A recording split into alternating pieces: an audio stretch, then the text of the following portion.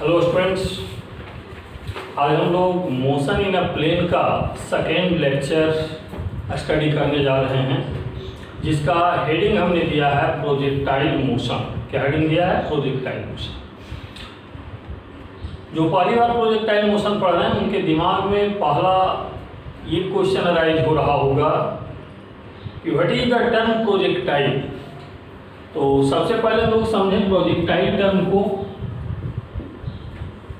Project का मतलब to throw होता है और प्रोजेक्टाइल का मतलब विच इज प्रोजेक्टेड। तो प्रोजेक्टाइल मोशन का मतलब हो गया कि motion of any particle which is projected. कोई भी पार्टिकल जिसको हमने थ्रो कर दिया, फेंक दिया, उसके मोशन को ही हम लोग प्रोजेक्टाइल मोशन बोलते हैं। काफ़ी सिंपल सा बात लगा होगा डेफिनेशन इसका। आप डेली लाइफ में सोचिए, एनीबॉडी, अब ये मान लो डस्टर हमारे हाथ में है, इसको अपने हाथ से उठाया, फेंक दिया, यही प्रोजेक्टाइल हो गया। और ये जिस पाथ पर जा रहा होगा, ये पाथ प्रोजेक्टाइल का पाथ हो गया, इसका मोशन प्रोजेक्टाइल मोशन। मान लो ये पेन मार्कर हमारे हाथ में है, इसको मैंने इधर से फेंक दिया, ये प्रोजेक्टाइल हो गया। अब मान लो दो दोस्त हो, आपस में झगड़े कर लिए, एक दोस्त ने उठाया, दूसरे को उठाकर फेंक दिया। जिसको उठाकर फेंक दिया गया वो दोस्त आपका प्रोजेक्टाइल कहला गया और उसका मोशन प्रोजेक्टाइल मोशन हो गया। मुझे लगता है डेली लाइफ में इससे बेहतर समझने के लिए और कुछ नहीं सोचा जा सकता है। बाकी बात फिजिक्स के पॉइंट ऑफ व्यू से आगे बढ़ते हैं। जैसा कि अभी हमने कहा, प्रोजेक्ट करने का तरीका बहुत सारा हो सकता है। अब किसी पार्टिकल को अगर इस तरीके से प्रोजेक्ट करते हैं वर्टिकली अप लाइन पर, तो शायद इसका स्टडी आप लोग कर चुके होंगे। इसको मोशन अंडर ग्रेविटी में आप लोग पढ़े थे, लेकिन यह भी तो प्रोजेक्टाइल मोशन है। ये अगर हॉरिजॉन्टल लाइन है, कौन सा लाइन है? हॉरिजॉन्टल लाइन है। तो हॉरिजॉन्टल लाइन से थीटा इक्वल टू 90 डिग्री का एंगल बनाकर जिस प्रोजेक्टाइल को थ्रो किया जाता है उसको हम लोग वर्टिकल प्रोजेक्टाइल करते हैं। क्या बोलते हैं इसको? Vertical projectile. लेकिन ये vertical projectile one dimensional motion है। ये अलोंग द वाई एक्सिस इसका मोशन हो रहा है, इसलिए इसका स्टडी हमने 1D मोशन में किया था, मोशन अलोंग स्ट्रेट लाइन में किया था और काफी डिटेल में इसका स्टडी हमने कर रखा है।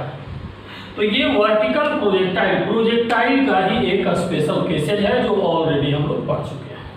अब बात करते हैं वैसे प्रोजेक्टाइल का, जो अभी तक हम लोग नहीं पढ़े, बारी बारी सुधर की ओर हम लोग पहुंचेंगे। अब सपोज दैट आप छत पर खड़े हैं, ये मान लिया ग्राउंड है, ग्राउंड से एच हाइट पर टावर हो सकता है, एच हाइट का टावर भी ले सकते हैं, या रूफ कंसीडर कर लें, छत आप कंसीडर कर लें। आप अपने छत पर खड़े हैं और यहाँ से किसी पार्टिकल को आपने हॉरिजॉन्टल डायरेक्शन में थ्रो कर दिया यू वेलोसिटी से। अब यू वेलोसिटी से थ्रो कर दिया तो ये जिस पॉइंट पर लैंड किया है ये लैंडिंग पॉइंट हो गया और ये इसका पाथ प्रोजेक्टाइल का पाथ हो गया। ये आप देखिए तो हॉरिजॉन्टल से कितना डिग्री पर फेंका गया है? ये हॉरिजॉन्टल के लाइन से 90 डिग्री पर था और ये ऑलरेडी हॉरिजॉन्टल लाइन पर ही है। ये किस लाइन पर है? हॉरिजॉन्टल लाइन पर ही है। तो जो हॉरिजॉन्टल लाइन पर है वो कितने डिग्री का एंगल बना रहा है? 0 डिग्री का। तो हॉरिजॉन्टल से 0 डिग्री का एंगल बना रहा है, theta equal to 0 degree. Horizontal से जितने एंगल पर हम लोग थ्रो करते हैं उस एंगल को हम लोग एंगल ऑफ प्रोजेक्शन करते हैं। क्या करते हैं? Angle of projection. तो एक टर्म आ गया एंगल ऑफ प्रोजेक्शन। अगर एंगल ऑफ प्रोजेक्शन को डिफाइन करना होगा तो कैसे आप डिफाइन करेंगे?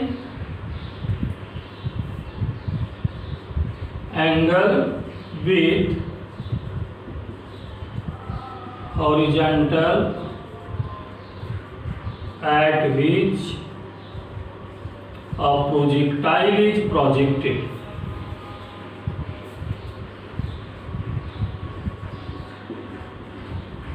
प्रोजेक्टाइल जितने एंगल पर हॉरिजॉन्टल से प्रोजेक्ट किया जाता है, थ्रो किया जाता है, फेंका जाता है, उसी को हम लोग एंगल ऑफ प्रोजेक्शन करते हैं और इसको थीटा से रिप्रेजेंट करते हैं।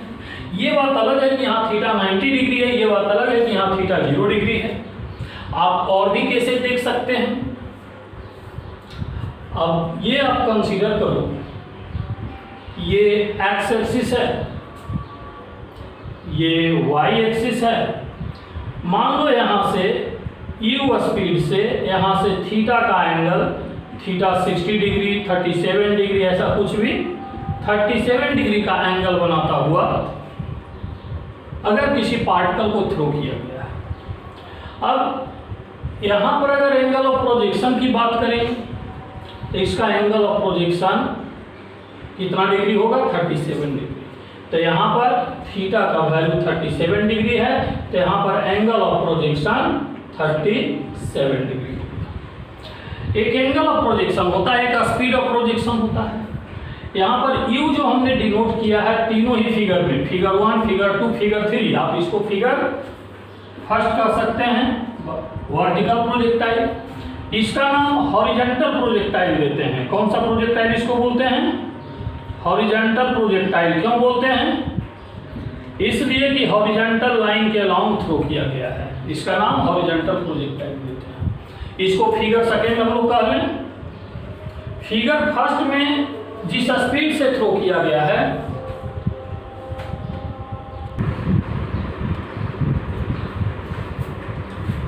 ये फिगर सेकेंड के बाद फिगर थर्ड में आप देखिए, फिगर थर्ड का नाम ऑब्लिक प्रोजेक्टाइल दिया गया है और लेवल प्रोजेक्टाइल।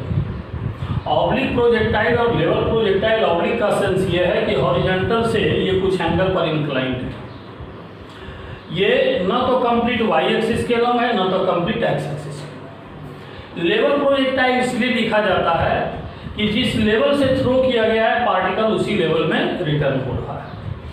किसी किसी बुक में इसको ग्राउंड टू ग्राउंड प्रोजेक्टाइल कहा जाता है। ग्राउंड टू ग्राउंड प्रोजेक्टाइल का सेंस क्या है कि अगर ये पॉइंट ग्राउंड पर है तो ये भी पॉइंट ग्राउंड पर है। ये अलग अलग बुक में नेम अलग अलग भले ही लिखा जाता है, बट सिंपल सी बात दिमाग में ये रखना है कि 90 डिग्री पर फेंका गया वर्टिकल प्रोजेक्टाइल, हॉरिजॉन्टल से 0 डिग्री पर फेंका गया हॉरिजॉन्टल प्रोजेक्टाइल, और इन बिटवीन किसी एंगल पर फेंका गया तो ये ऑब्लिक प्रोजेक्टाइल। अब यहाँ पर देखिए कि ये प्रोजेक्टाइल का जो पाथ हमने भी दिखलाया है कि इस तरीके का पाथ होगा, तो आप लोग को ये लग रहा होगा कि हम इस तरीके से स्ट्रेट लाइन पर फेंकेंगे तो पाथ हमारा इस तरीके का ही क्यों होगा। तो आगे हम प्रूफ करेंगे कि पाथ इसी तरीके का क्यों होगा, लेकिन बिना प्रूफ किए अगर आप समझना चाहते हैं कि ये इस तरीके का क्यों होगा तो आप इमेजिन करें, आप अपने हाथ में कुछ लें और किसी ऑब्जेक्ट को किसी एंगल पर रख कर इस तरीके से थ्रो करके देखें। आप इस तरीके से जब थ्रो करके देखेंगे तो जिस पाथ पर वह जा रहा है उस पाथ को जब आप किसी मतलब लाइन से ज्वाइन करने का प्रयास करेंगे तो आपको वह पाथ इसी तरीके का दिखेगा। अब इसमें से 3 फिगर जो हमने बनाया, चौथे भी टाइप का प्रोजेक्टाइल का होता है, थ्रो करने का भी बहुत तरीका हो सकता है। आगे हम धीरे धीरे सबको एक्सप्लेन करेंगे, बट अभी देखिए फिगर फर्स्ट आप स्टडी कर चुके हैं। अब अगला स्टडी हमारा फिगर थर्ड से शुरू होगा, फिगर थर्ड के बाद फिर फिगर सेकंड बताएंगे, और इन दोनों को स्टडी करने के बाद इससे रिलेटेड और भी जो सिचुएशन हो सकता है हम उसका भी स्टडी करेंगे। अब अपने स्टडी को हम फोकस करते हैं ऑब्लिक प्रोजेक्टाइल पर। ये थीटा एंगल पर किसी प्रोजेक्टाइल को जब आप थ्रो करते हैं तो यहाँ से आप देखें कि motion in a plane first lecture में जैसा आपने पढ़ा था, इसको हम अलग अलग 2 स्ट्रेट लाइन पर सोच सकते हैं। एक एक्स एक्सिस का स्ट्रेट लाइन लेंगे और दूसरा वाई एक्सिस का स्ट्रेट लाइन। अगर इसका कंपोनेंट u का कंपोनेंट हमने आपको समझाया था कंपोनेंट में कि जिस साइड एंगल बनता है उधर कॉस कंपोनेंट होता है और इसके परपेंडिकुलर में साइन कंपोनेंट होता है, तो ये u cos थीटा इधर की ओर हो जाएगा एक्स एक्सिस के लिए, और इधर की ओर कंपोनेंट बनाएंगे तो u y हो जाएगा u sin थीटा। तो ux का वैल्यू हम लोग लिखेंगे u cos थीटा और uy का वैल्यू लिखेंगे u sin थीटा। जब यहाँ पर आपने थ्रो किया तो यहाँ पर टेंजेंट लाइन ऐसे जा रहा है, तो ये इस पॉइंट पर टेंजेंट लाइन जब इधर आपने दिखलाया तो वेलोसिटी का डायरेक्शन इधर हो गया। लेकिन at each and every point direction of tangent line will change. प्रत्येक पॉइंट पर टेंजेंट लाइन का डायरेक्शन चेंज होगा, और जब टेंजेंट लाइन का डायरेक्शन चेंज होगा इट मींस कि वेलोसिटी का डायरेक्शन प्रत्येक पॉइंट पर चेंज होगा। हमने टॉप पॉइंट पर, हाईएस्ट पॉइंट पर वेलोसिटी का डायरेक्शन ये दिखलाया है और बी पॉइंट पर वेलोसिटी का डायरेक्शन ये दिखलाया है। अब यहाँ से आप देखें, इसके अलावे ओ ए बी के अलावे सी पॉइंट भी हो सकता है, डी पॉइंट भी हो सकता है। सी पॉइंट और डी पॉइंट की अगर हम बात करें,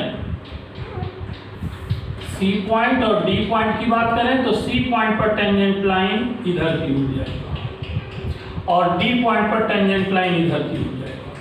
मान लो जिस हाइट पर सी पॉइंट हमने कंसीडर किया है उसी हाइट पर अगर डी पॉइंट को कंसीडर कर लें तो फिर यहाँ पर कंपोनेंट ब्रेक करेंगे तो यहाँ पर भी एक्स इधर की ओर हो जाएगा और भी वाई इधर की ओर हो जाएगा। यहाँ पर अगर कंपोनेंट ब्रेक करेंगे तो भी एक्स इधर की ओर हो जाएगा और भी वाई इधर की ओर हो जाएगा। एक खास बात आप क्या देख रहे हैं, एक पॉइंट पर जो वेलोसिटी का कंपोनेंट है वो ओनली एक्स कंपोनेंट है, वाई कंपोनेंट जीरो है। इसका मतलब ये पार्टिकल को जब आपने थ्रो किया कि ये मैक्सिमम हाइट का पॉइंट है, ये पॉइंट ऑफ मैक्सिमम हाइट पर only x component of velocity will exist and y component of velocity will be equal to zero. Velocity का वाई कंपोनेंट जीरो होगा एक पॉइंट पर और केवल एक्स कंपोनेंट ही होगा, और बाकी पॉइंट पर, टॉप पॉइंट के अलावा किसी पॉइंट पर बात करेंगे तो वेलोसिटी का एक्स कंपोनेंट भी होगा और वाई कंपोनेंट। अब कुछ बातें जो एक्सपीरियंस में आप शामिल कर सकते हैं। इस पॉइंट पर जब हमने फेंका u स्पीड से तो वापस आएगा u स्पीड से। वर्टिकल मोशन में भी यही पढ़ते थे कि पार्टिकल को जिस स्पीड से थ्रो करते थे वहां पर आता था तो उसी स्पीड से आता था, बट डायरेक्शन चेंज हो जाता था। यहाँ पर भी डायरेक्शन क्या होगा, चेंज हो जाएगा। यहाँ पर डायरेक्शन इधर है तो यहाँ पर डायरेक्शन इधर है। अब देखिए दोनों पॉइंट पर डायरेक्शन अलग अलग है और उसके हिसाब से कंपोनेंट ui और ux जैसे आपने दिखलाया उसी तरीके से यहाँ पर भी ux कंपोनेंट इधर हो जाएगा और uy कंपोनेंट इधर हो जाएगा। तो ux कंपोनेंट और uy कंपोनेंट दोनों ही पॉइंट पर हमने जो दिखलाया है ये पॉजिटिव डायरेक्शन, अप डायरेक्शन में मतलब पॉजिटिव डायरेक्शन है, और ये उतना ही वैल्यू डाउन डायरेक्शन में है, नेगेटिव वैल्यू है। लेकिन x कंपोनेंट के डायरेक्शन में कोई चेंज नहीं हुआ है, no change in the direction of x component. x component का डायरेक्शन जैसे था वैसे ही है। अब बारी बारी से हम लोग बात करें, जैसे मोशन इन अ प्लेन में स्टडी किए थे, x and y coordinate time के साथ कैसे चेंज करेगा, वेलोसिटी का x and y component time के साथ कैसे चेंज करेगा, हम उसका डिस्कशन हम करना चाहते हैं। आप x and y components of position का x एंड y कंपोनेंट्स आप कैसे लिखें। सबसे पहली बात ये सोचिए कि जब किसी पार्टिकल को आप स्पेस में थ्रो करते हैं तो इनिशियल वेलोसिटी तो ये हो गया x एक्सिस के लॉन्ग ux और y एक्सिस के लॉन्ग uy, लेकिन एक्सेलरेशन क्या होगा। हमने कहा था किसी पार्टिकल को आप 90 डिग्री पर थ्रो करो या 0 डिग्री पर थ्रो करो या 37 डिग्री पर थ्रो करो, ये स्पेस में जब थ्रो करोगे तो एक्सेलरेशन ओनली होगा ग्रेविटी का एक्सेलरेशन, और ग्रेविटी का acceleration g equal to 9.8 metre per second square होता है। तो जब इस पार्टिकल को थ्रो किया गया है तो इस पार्टिकल के लिए आप सोचेंगे तो एक्सेलरेशन का डायग्राम क्या होगा, acceleration only along the y axis होगा, acceleration only along the y axis होगा, g होगा, डाउनवर्ड होगा, और x एक्सिस के अलोंग 0 होगा। एक्स एक्सिस के अलॉन्ग एक्सेलरेशन होने का कारण कुछ भी नहीं है, क्योंकि ग्रेविटी का फोर्स ऑलवेज डाउनवर्ड डायरेक्शन में करता है। हाँ, एयर का रेजिस्टेंस फोर्स हो सकता है, लेकिन एयर का रेजिस्टेंस फोर्स हम यहाँ पर नेग्लिजिबल कंसीडर करते हैं। एयर का रेजिस्टेंस फोर्स क्या कंसीडर करते हैं? नेग्लिजिबल कंसीडर करते हैं, जिसकी वजह से एक्स डायरेक्शन में एक्सेलरेशन नहीं होगा, ओनली वाई डायरेक्शन। और अब x का वैल्यू आप लिखेंगे तब कैसे लिखेंगे? ux into T plus half A x into T square. अब ux का वैल्यू क्या पुट करेंगे? u cos theta.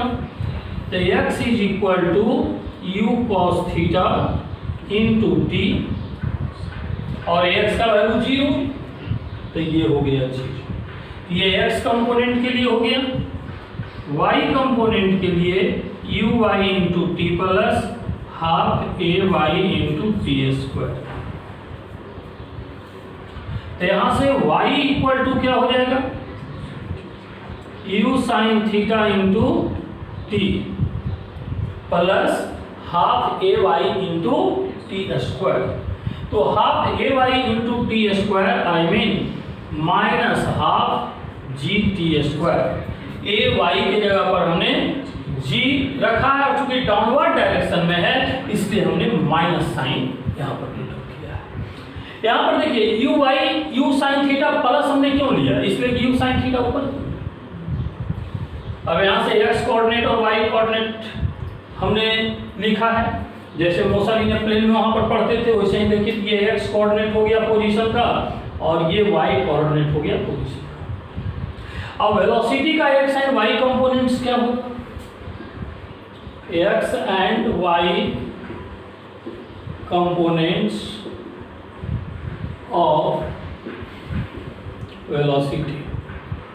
वेलोसिटी का x एंड y कंपोनेंट की अगर हम बात करें तो vx equal to ux plus a x into T, और जब ax का वैल्यू 0 है तो ये वैल्यू x डायरेक्शन में कितना होगा? u cos theta plus 0 into T, मतलब u cos theta.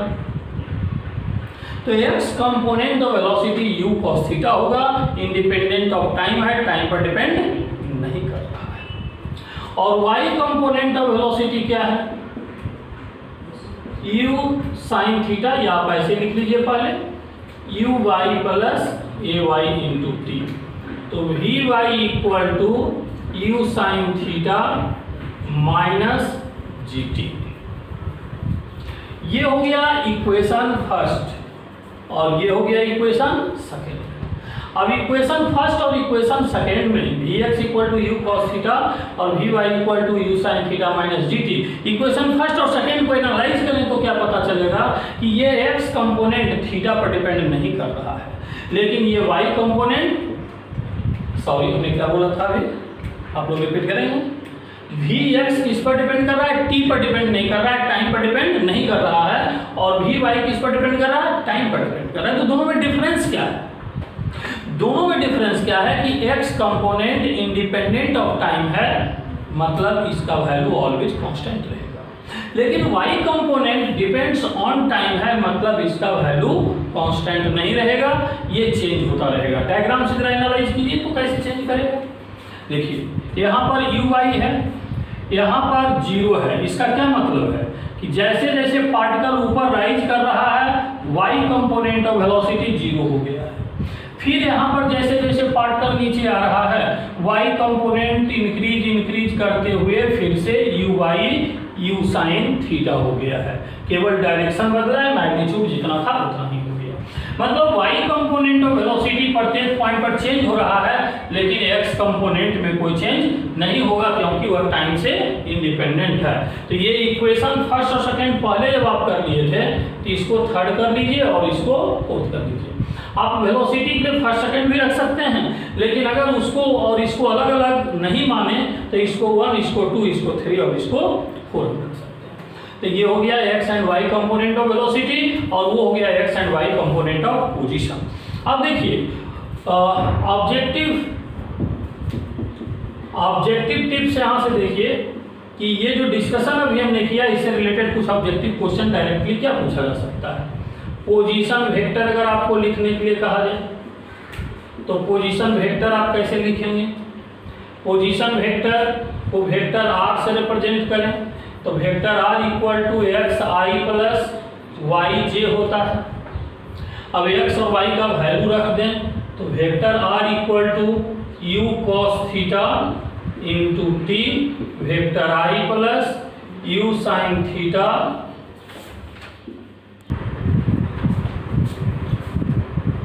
u sine theta into t. y coordinate हम लोग रख रहे हैं, y कोऑर्डिनेट का वैल्यू यहाँ से देखिए u sine theta into t minus half G T square, minus half G T square. यहाँ पर वेक्टर जे हो गया। अगर u गिवन रहेगा, t गिवन रहेगा, थीटा गिवन रहेगा तो ये सारा वैल्यू पुटअप करेंगे, पोजीशन वेक्टर कैलकुलेट कर लेंगे।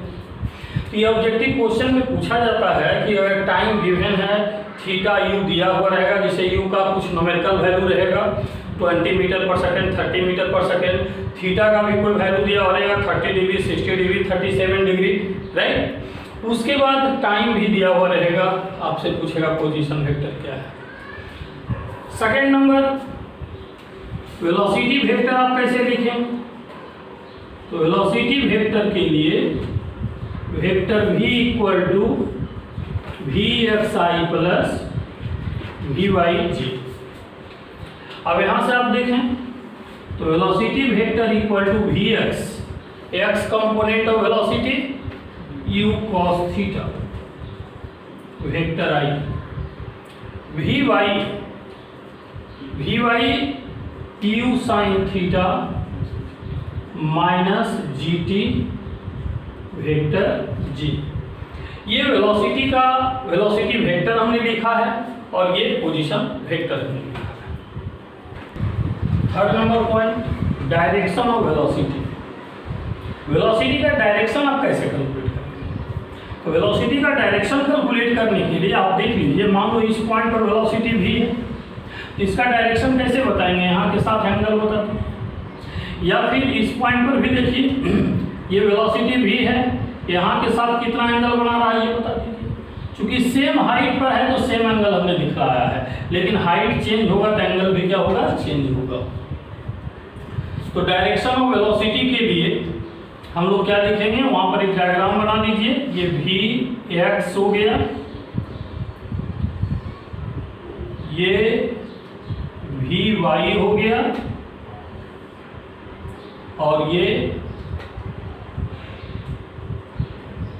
v हो गया। तो वी एक्स, वी वाई और v दोनों हमने लिखा, तो डायरेक्शन के लिए हम क्या लिखेंगे? tan alpha equal to v y upon v x. V y का वैल्यू पुट कर दीजिए, वी वाई का वैल्यू पुट कर दीजिए और वी एक्स का वैल्यू पुट कर दीजिए। तो आप देखिए तो पीछे जो इक्वेशन लिखे हैं, इक्वेशन नंबर 1, 2 के बाद 3 और 4, 3 में वी एक्स होगा, 4 में वी वाई होगा। तो u sine theta minus G T divided by u cos theta. ये हो गया वेलोसिटी का direction formula.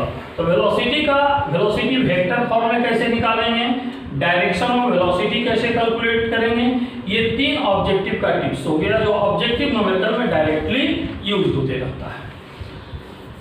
4 number calculation of equation of trajectory. Equation of trajectory का कैलकुलेशन आपने प्रीवियस लेक्चर में भी स्टडी किया था। यहाँ पर अगर इक्वेशन ऑफ ट्रैजेक्टरी कैलकुलेट करना होगा तो आप कैसे करेंगे? इक्वेशन ऑफ ट्रैजेक्टरी कॉन्सेप्ट सारे स्टूडेंट को पता होगा।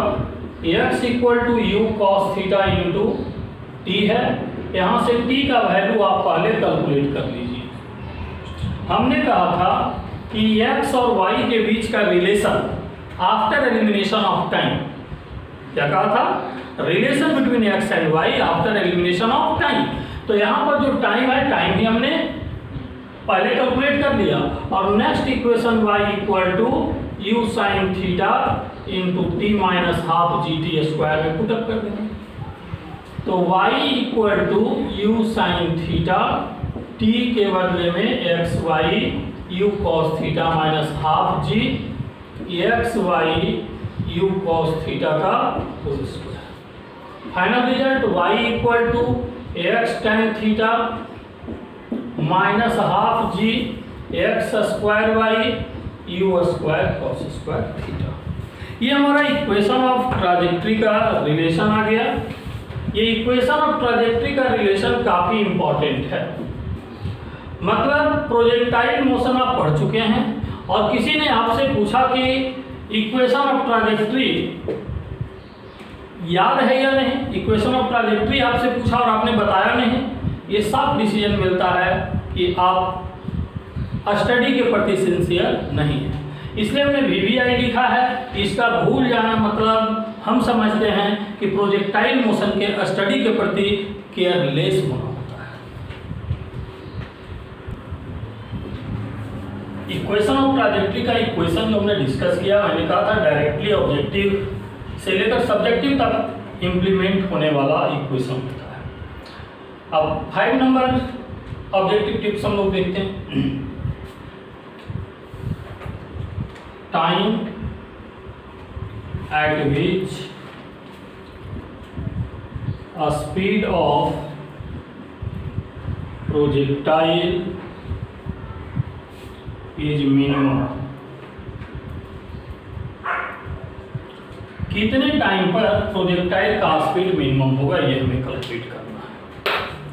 सबसे पहली बात ये देखें कि स्पीड मिनिमम होगा कब। यहाँ पर वेलोसिटी का 2 कंपोनेंट है, यहाँ भी 2 कंपोनेंट है। जैसे जैसे पार्टिकल ऊपर की ओर जाता है स्पीड डिक्रीज करता है और डिक्रीज तब तक होता रहता है जब तक मैक्सिमम हाइट तक नहीं पहुँचता है। तो प्रोजेक्टाइल का मिनिमम स्पीड टॉप पॉइंट पर कहाँ पर होगा, टॉप पॉइंट पर। Time at which speed of projectile is minimum. तो हमने टॉप पोजीशन बताया, बट कितना टाइम है ये हमने कैलकुलेट नहीं किया, वही कैलकुलेट करना है। तो time at which speed of projectile is minimum, तो हम लोग ये लिखेंगे कि at top position that is at point of maximum height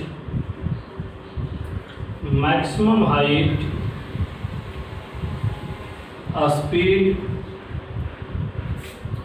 of projectile is minimum। Maximum height पर प्रोजेक्टाइल का स्पीड मिनिमम होगा। अब यहां पर आप सोचें, इसको ऐसे भी एक्सप्लेन कर सकते हैं, v equal to vx square plus vy square. प्रत्येक पॉइंट पर x कंपोनेंट और y कंपोनेंट में से x कंपोनेंट कांस्टेंट रहता है और y कंपोनेंट चेंज होता है। तो v का वैल्यू मिनिमम वहीं पर होगा जहां पर vy का वैल्यू मिनिमम होगा। तो इसका वैल्यू मिनिमम होने के लिए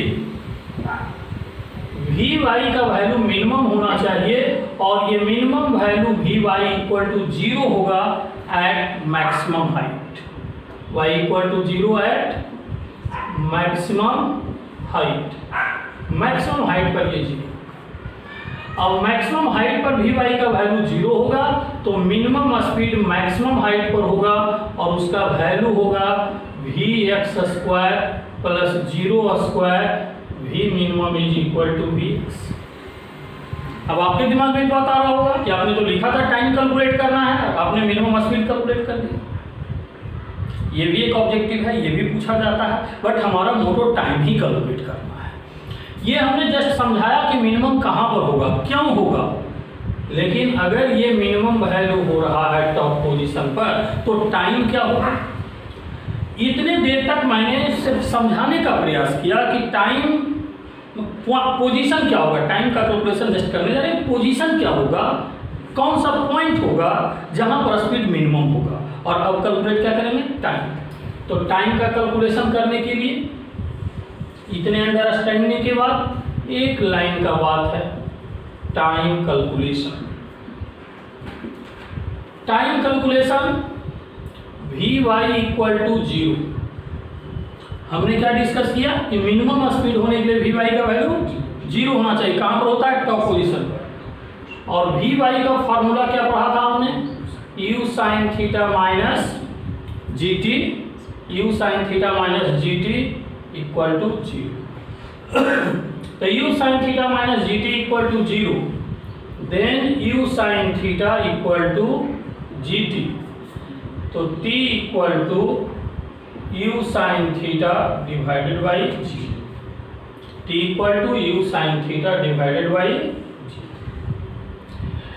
अब ये वैल्यू जो आया है, इस वैल्यू को हम लोग टाइम ऑफ एसेंट भी बोलते हैं। क्या बोलते हैं? Time of accent. क्यों बोलेंगे आप लोग समझिए जरा, सोचिए जरा। देखिए, यहां से यहां तक जाने में जो टाइम लगेगा इसको टाइम ऑफ एसेंट बोलेंगे, और यहां से यहां तक आने में जो टाइम लगेगा उसको टाइम ऑफ डिसेंट बोलेंगे।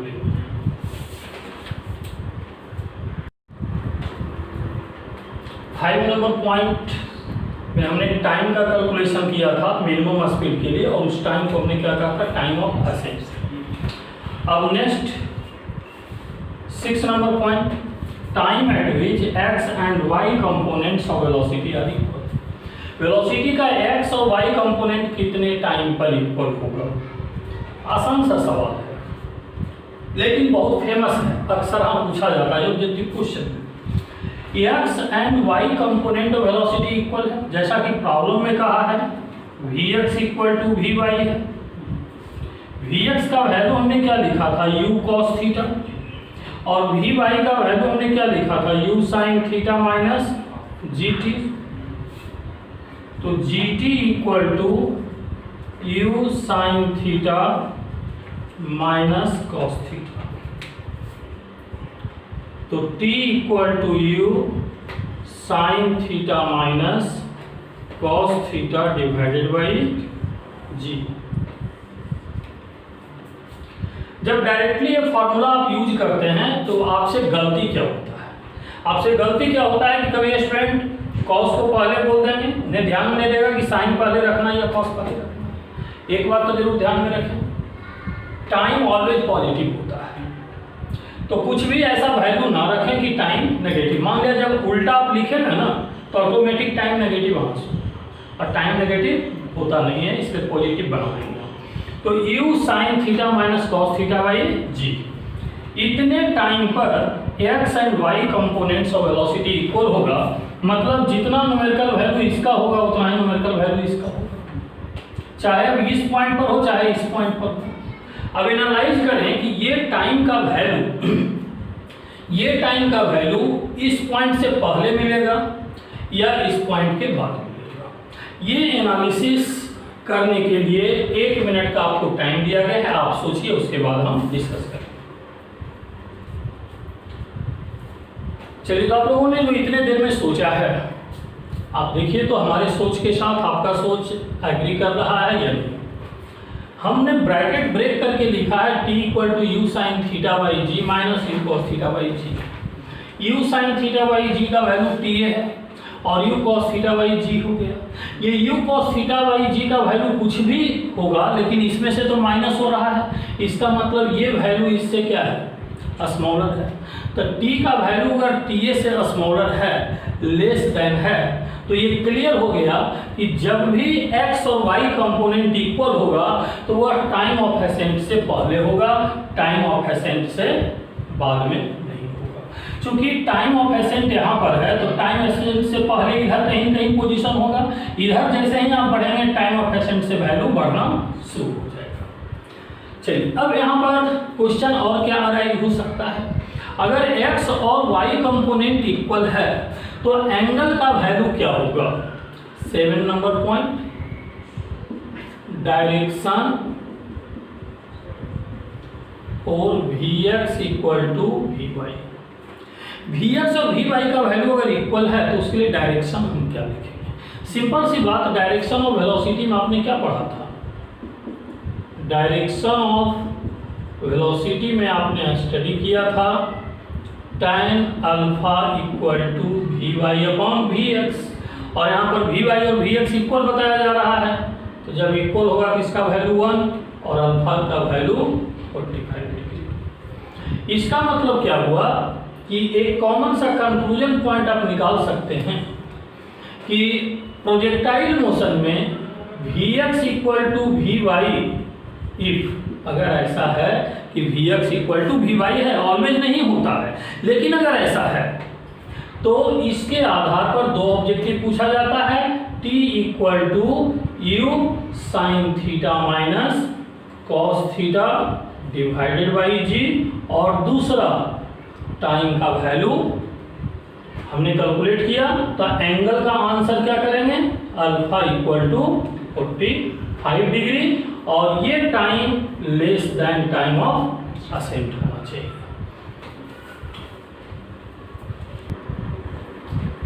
Next point, time at which velocity of the projectile is perpendicular to initial direction. Initial direction की जब आप बात करते हैं प्रोजेक्टाइल का, तो जिस पॉइंट से प्रोजेक्टाइल थ्रो किया गया है, फेंका गया है, ये यू हो गया, ये थीटा एंगल यहां से हमने कंसीडर किया था, ये इनिशियल डायरेक्शन हो गया।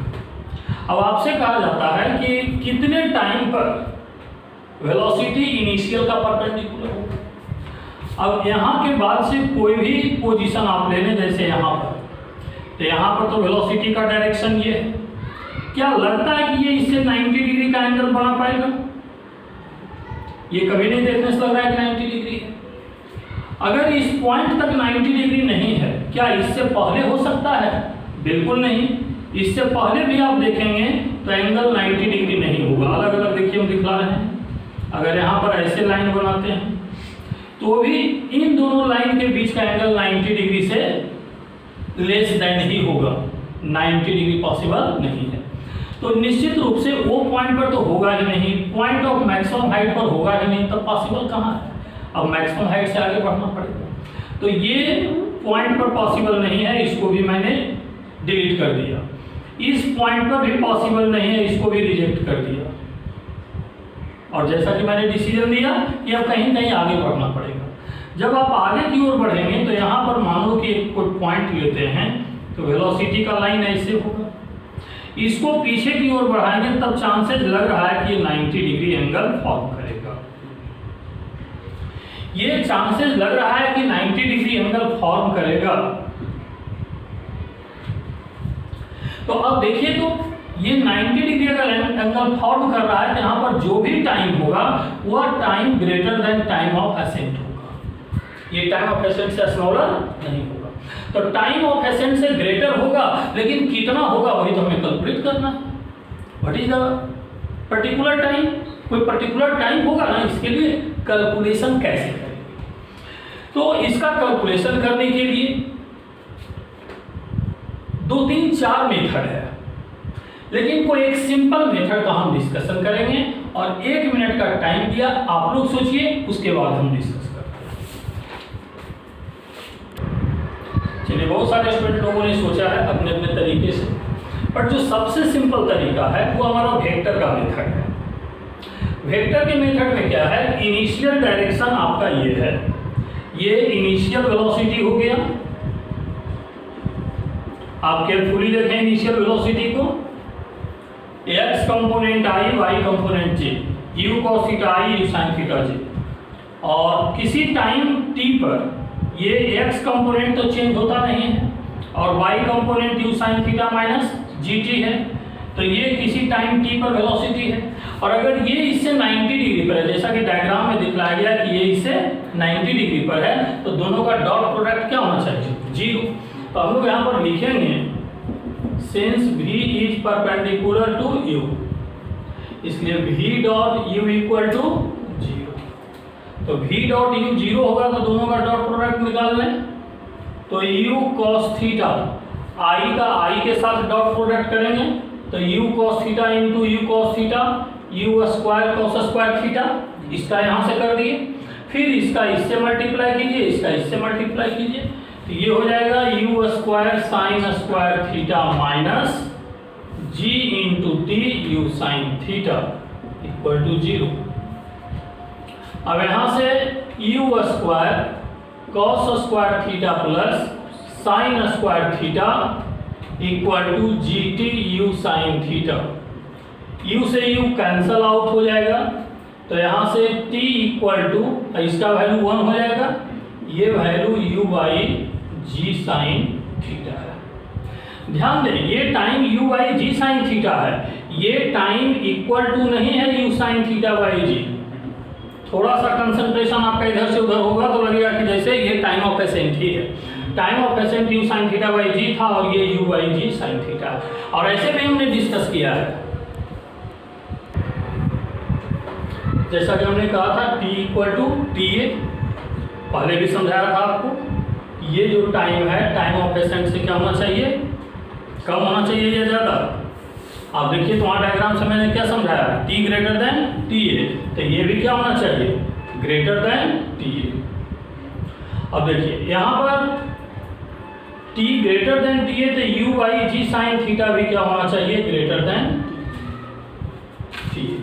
टाइम ऑफ एसेंट से ज़्यादा टाइम पर ऐसा पॉसिबल है कि वेलोसिटी इनिशियल डायरेक्शन से परपेंडिकुलर होगा, मतलब velocity at that particular point will be perpendicular to the initial direction of the velocity. Next point objective tips 9 में देखेंगे। अभी तक लगातार हमने जो पॉइंट वाइज डिस्कशन किया है, मैंने कहा कि ऑब्जेक्टिव क्वेश्चन को सॉल्व करने के लिए काफ़ी इंपॉर्टेंट फैक्ट्स होता है। अब यहाँ पर फिर से क्या पूछा गया है, direction of velocity when it is perpendicular to initial direction. 8 number में क्या था, time at which velocity is perpendicular to initial direction, but यहाँ पर टाइम नहीं पूछा गया है, बल्कि ये पूछा गया है कि डायरेक्शन क्या है। डायरेक्शन आई मीन कि अगर ये वेलोसिटी इनिशियल से 90 डिग्री पर है तो कितना एंगल बना रहा है, और अगर ये कितना एंगल बना रहा है अल्फा हमें कैलकुलेट करना है, तो ये अल्फा का कैलकुलेशन कैसे करेंगे। तो ये अल्फा का कैलकुलेशन करने के लिए आप देखिए डायग्राम को केयरफुली देखिए, ये एंगल 90 डिग्री, ये थीटा है, तो ये एंगल कितना होगा, अल्फा अगर मान लें तो 90 डिग्री माइनस थीटा। अगर ये 90 डिग्री माइनस थीटा है तो ये एंगल और ये एंगल क्या होगा, अल्टरनेट एंगल इक्वल होता है, तो ये भी अल्फा होगा, मतलब 90 डिग्री माइनस थीटा। अब देखिए वेलोसिटी का 2 कंपोनेंट होगा, v cos अल्फा इधर हो जाएगा, v sin अल्फा इधर हो जाएगा। तो v cos अल्फा और v sin अल्फा जैसे इधर और इधर हमने दिखलाया है, उसी तरीके से आप सोचिए कि ये x कंपोनेंट तो कभी चेंज ही नहीं करना है। आपने क्या पढ़ा था, y कंपोनेंट चेंज करता है, टाइम के साथ ये चेंज करता है, ये वेरिएबल है, हर पॉइंट पर अलग अलग होगा, लेकिन ये किसी भी पॉइंट पर अलग अलग नहीं होगा। तो जहां से थ्रो किया गया था वहां पर x कंपोनेंट कितना था, u cos थीटा, और y कंपोनेंट कितना था, u sin थीटा। तो यहाँ का u sin theta y component और यहाँ का y कंपोनेंट सेम नहीं होगा, लेकिन x कंपोनेंट जो यहाँ का होगा वही x कंपोनेंट यहाँ का भी होगा। हम लोग लिख सकते हैं v cos alpha equal to u cos theta, बस इतना ही तो काम था।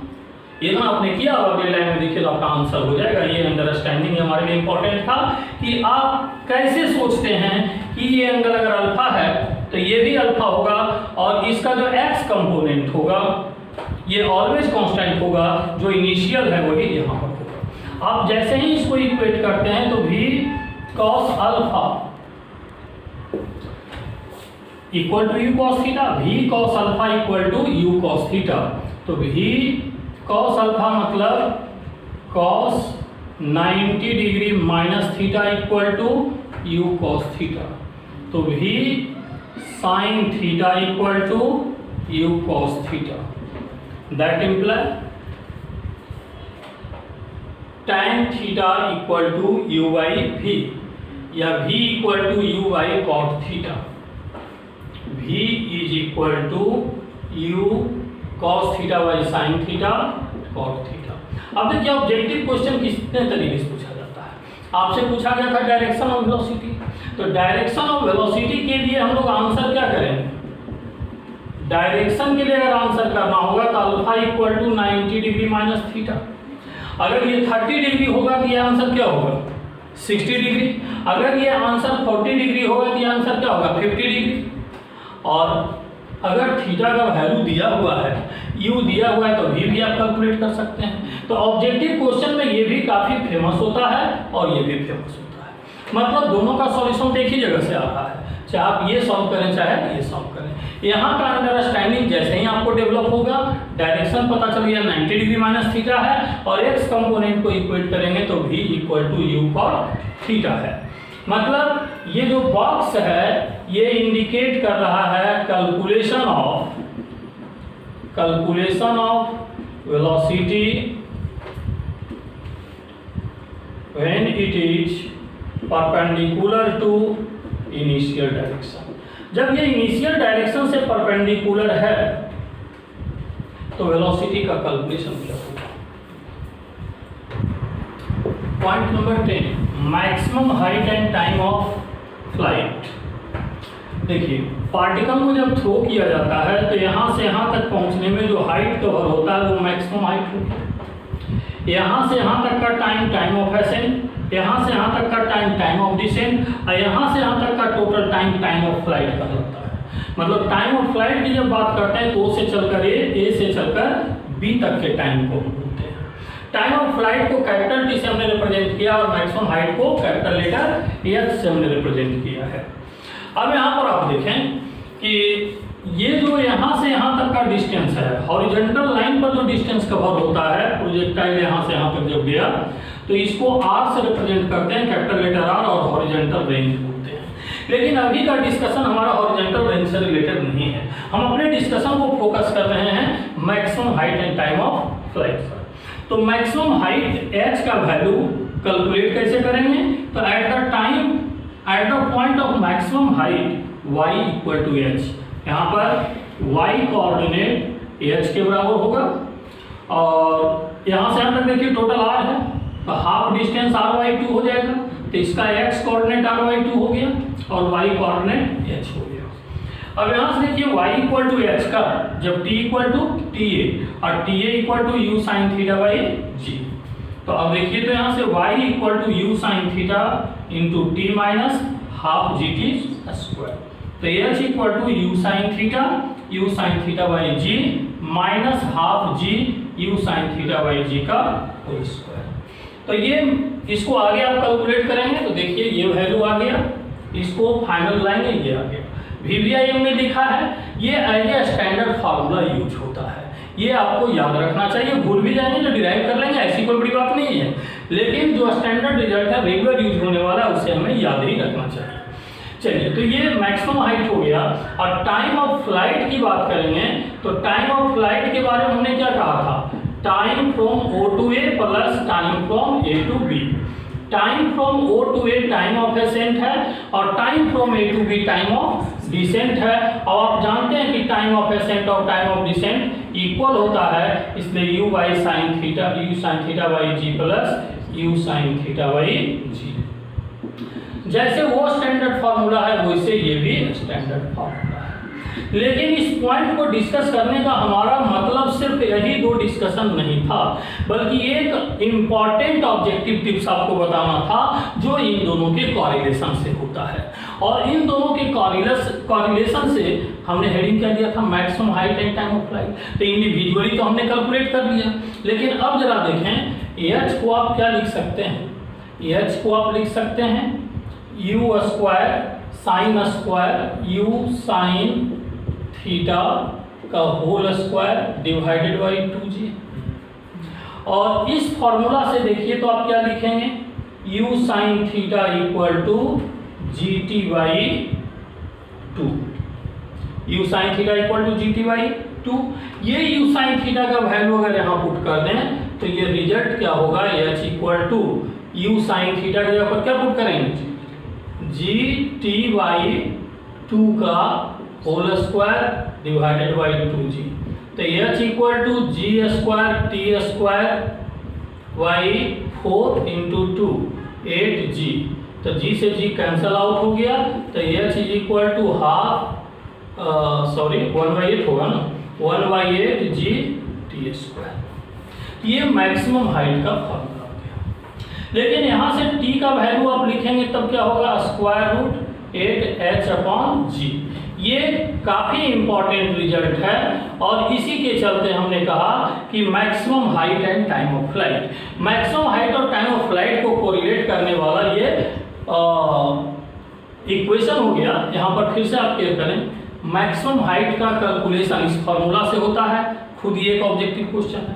टाइम ऑफ फ्लाइट का कैलकुलेशन इससे होता है, खुद ये दूसरा ऑब्जेक्टिव क्वेश्चन का टिप्स है। लेकिन सारे जनरल स्टूडेंट इन दोनों रिजल्ट को दिमाग में रखते हैं, लेकिन बहुत कम स्टूडेंट होते हैं जो इस रिजल्ट को याद रखते हैं, जबकि अच्छे अच्छे न्यूमेरिकल ऑब्जेक्टिव को सॉल्व करने में इस रिजल्ट का इस्तेमाल अक्सर कम होता है। और स्टूडेंट कंफ्यूज करते हैं स्क्वायर रूट 2hy से। 2hy का केस कुछ और था, यहाँ पर 2hy नहीं सोचना है, ये क्या है, स्क्वायर रूट 8h/g है। तो आज के क्लास में हमने देखा प्रोजेक्टाइल मोशन का introduction and 10 objective tips related to projectile motion. हम नेक्स्ट क्लास में फिर मिलेंगे 10 to 12 ऑब्जेक्टिव टिप्स के साथ। मतलब नेक्स्ट क्लास हमारा क्या होगा, फिर से होगा objective tips on projectile motion. आज भी था objective tips on projectile motion, अगले क्लास में भी होगा objective tips on projectile motion.